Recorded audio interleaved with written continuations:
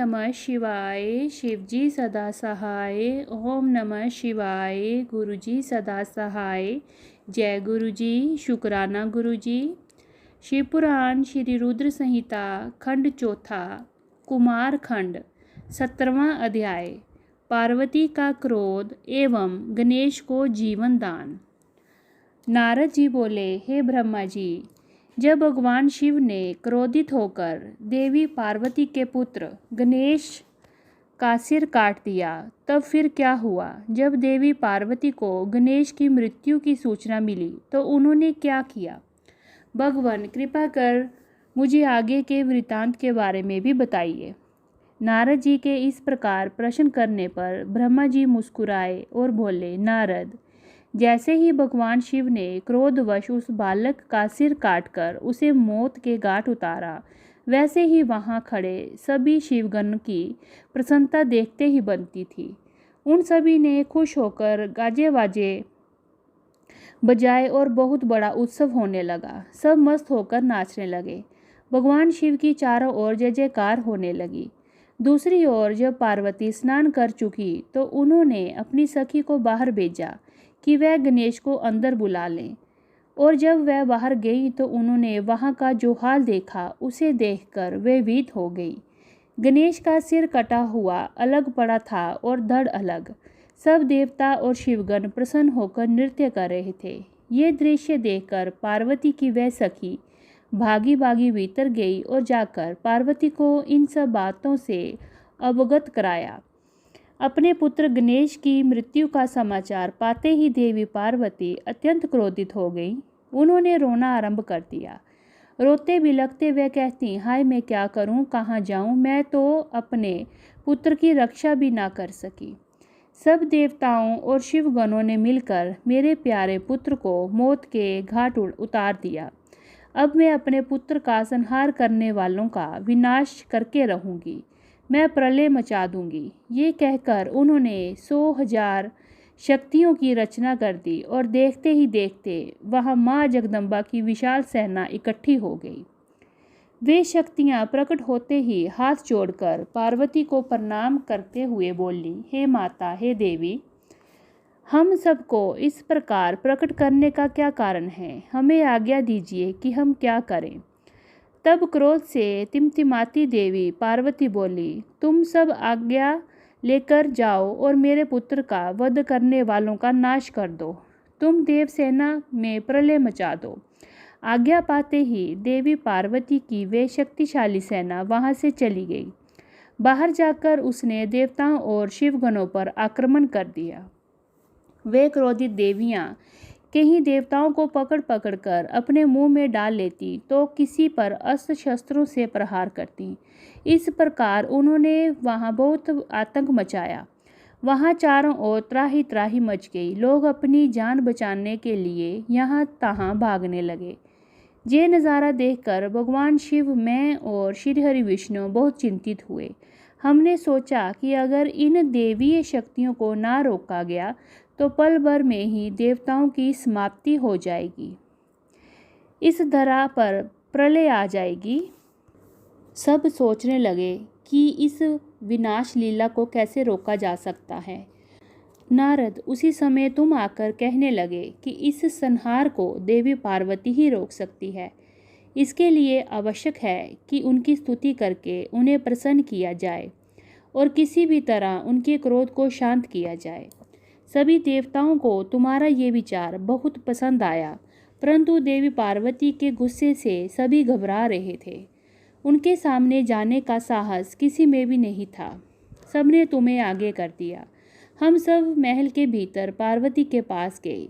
सब देवता मिलकर देवी की स्तुति करने लगे और बोले, हे जगदम्बे, हे चंडिके, हम सब आपको प्रणाम करते हैं। आप आदि शक्ति हैं, आप परम शक्तिशाली हैं। आपने ही इस जगत की रचना की है। आप ही प्रकृति हैं। आप प्रसन्न होने पर मनवांछित फलों को देती हैं, जबकि क्रोधित होने पर सब कुछ छीन लेती हैं। हे देवी, हम सब अपने अपराध के लिए आपसे क्षमा याचना करते हैं। हम सब के अपराध को क्षमा कर दो और अपने क्रोध को शांत करें। हे महामाई, हम तुम्हारे चरणों में अपना शीश झुकाते हैं। हे माता, हम पर अपनी कृपा दृष्टि करो। हे परमेश्वरी, सब कुछ भूलकर प्रसन्न हो जाओ और भयानक रक्तपात को रोक दो। इस प्रकार देवताओं की स्तुति सुनकर देवी चुप रही। कुछ समय सोचकर बोली, हे देवताओं, वैसे तो तुम्हारा अपराध सर्वथा अक्षम्य है, फिर भी तुम्हारी क्षमा याचना को मैं सिर्फ एक शर्त पर स्वीकार कर सकती हूँ। यदि मेरा पुत्र गणेश पहले की भांति जीवित हो जाए तो मैं तुम सबको क्षमा कर दूंगी। ये सुनकर सब देवता चुप हो गए, क्योंकि ये तो असंभव कार्य था। फिर सभी देवता हाथ जोड़कर करुण अवस्था में भगवान शिव के सामने खड़े हो गए और बोले, भगवान, अब आप ही हमारी रक्षा कर सकते हैं। जिस प्रकार आपने गणेश का सिर काटकर उसे मारा है, उसी प्रकार अब उसे जीवित कर दीजिए। देवताओं की प्रार्थना सुनकर भगवान शिव बोले कि देवताओं, तुम परेशान मत हो, मैं वही कार्य करूँगा जिससे तुम्हारा मंगल हो। भगवान शिव ने देवताओं को आदेश दिया कि उत्तर दिशा में जाएं और जो भी पहला प्राणी मिले उसका सिर काट कर ले आए। तब उसका सिर हम गणेश के धड़ से जोड़कर उसे जीवित कर देंगे। देवता उत्तर दिशा की ओर चल दिए। वहाँ सर्वप्रथम उन्हें एक दंत वाला हाथी मिला। वे उसका सिर काट कर ले आए। वहाँ महल के द्वार पर वापिस आकर उन्होंने गणेश के धड़ को 2 पोंछकर साफ किया और उसकी पूजा की। तब उसमें हाथी का सिर लगा दिया। तत्पश्चात श्री हरि विष्णु ने भगवान शिव के चरणों का ध्यान करते हुए मंत्रों से अभिमंत्रित जल गणेश के मृत शरीर पर छिड़का। जल की छींटें पड़ते ही भगवान शिव की कृपा से वह बालक ऐसे उठ खड़ा हुआ जैसे अभी अभी नींद से जागा हो। वह बालक अब हाथी के मुख लग जाने से गजमुखी हो गया था, परंतु फिर भी बहुत सुंदर और दिव्य लग रहा था। रक्त वर्ण का वह बालक अद्भुत शोभा से आलोकित हो रहा था। जब भगवान शिव की कृपा से पार्वती पुत्र गणेश जीवित हो गया तो सभी देवता और शिवगण अत्यंत प्रसन्न होकर नृत्य करने लगे। उनका सारा दुख पल भर में ही दूर हो गया।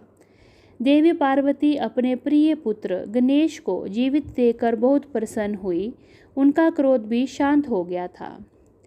इति श्री 17वां अध्याय समाप्त। 18वां अध्याय गणेश गौरव। नारद जी बोले, हे विधाता, जब भगवान शिव की कृपा से पार्वती पुत्र गणेश पुनः जीवित हो गए तब वहाँ क्या हुआ? जीवित होकर उन्होंने क्या किया? नारद जी का ये प्रश्न सुनकर ब्रह्मा जी बोले, हे नारद, जब श्री हरि विष्णु ने हाथी का मस्तक गणेश के धड़ से जोड़कर उन्हें जीवित कर दिया, तब ये देखकर देवी पार्वती बहुत प्रसन्न हुई। उन्होंने गणेश को बाहों में भरकर गले से लगा लिया और उसे चूमने लगी। फिर उन्होंने गणेश को सुंदर एवं मनोहर वस्त्रों एवं रत्न जड़ित आभूषणों से सजाया। अनेक सिद्धियों एवं मंत्रों से विधि पूर्वक अपने पुत्र का पूजन करने के बाद कल्याणमयी पार्वती ने गणेश के सिर पर हाथ रखकर वरदान देते हुए कहा, हे मेरे प्यारे पुत्र गणेश, तुझे तेरी माता की आज्ञा से बहुत कष्ट सहना पड़ा, परंतु आज के बाद तुझे कभी भी किसी भी प्रकार का कोई कष्ट नहीं होगा। सभी देवता तुझे पूजेंगे। पुत्र, तुम्हारे मस्तक पर सिंदूरी रंग की आभा है, इसीलिए तुम्हारा पूजन सदैव सिंदूर से किया जाएगा। जो भी सिद्धियों और अभीष्ट फलों को प्राप्त करने के लिए तुम्हारा पूजन सिंदूर से करेगा, उसके काम में आने वाली सभी बाधाएं और विघ्न दूर हो जाएंगे। इस प्रकार जब देवी पार्वती ने गणेश पर अपना आशीर्वादों की कृपा की, तब भगवान शिव भी प्रसन्नतापूर्वक गणेश के सिर पर हाथ फेरने लगे। माता पार्वती ने प्रसन्नतापूर्वक पहले भगवान शिव को देखा, फिर श्री गणेश को संबोधित करते हुए बोली, पुत्र, ये ही तुम्हारे पिता भगवान शिव हैं। तब गणेश जी तुरंत उठ खड़े हुए और भगवान शिव के चरणों पर गिरकर अपराध की क्षमा मांगने लगे। गणेश ने कहा, हे पिताजी, मैं अज्ञानतावश आपको पहचान नहीं सका, इसी कारण मैंने आपको घर के भीतर नहीं जाने दिया था। हे प्रभु, आप मेरी इस मूर्खता को क्षमा करके कृपा करें। अपने पुत्र गणेश को इस प्रकार क्षमा याचना करते देखकर भगवान शिव ने प्रसन्नतापूर्वक उन्हें क्षमा कर दिया। तब मैं, विष्णु जी और शिव जी त्रिदेवों ने कहा, जिस प्रकार इस संसार में हम तीनों देवों की पूजा होती है, उसी प्रकार गणेश भी सभी के द्वारा पूज्य होंगे। किसी भी मांगलिक कार्यों में सर्वप्रथम गणेश का पूजन किया जाएगा, तत्पश्चात हम सबका। यदि ऐसा ना किया गया तो पूजा सफल नहीं मानी जाएगी तथा पूजा का फल भी नहीं मिलेगा। तब शिव जी ने सभी मांगलिक पूजन वस्तुएं मंगाकर गणेश का पूजन किया। उसके बाद मैंने, विष्णु जी, पार्वती और अन्य देवताओं ने भी उनकी विधि विधान से पूजा की। उसके उपरांत सभी देवताओं ने उन्हें यथा योग्य वरदान दिए। उसी दिन से गणेश जी की अग्र पूजा का आशीर्वाद मिल गया। इति श्री 18वां अध्याय समाप्त। ओम नमः शिवाय। शिवजी सदा सहाय। ओम नमः शिवाय। गुरुजी सदा सहाय।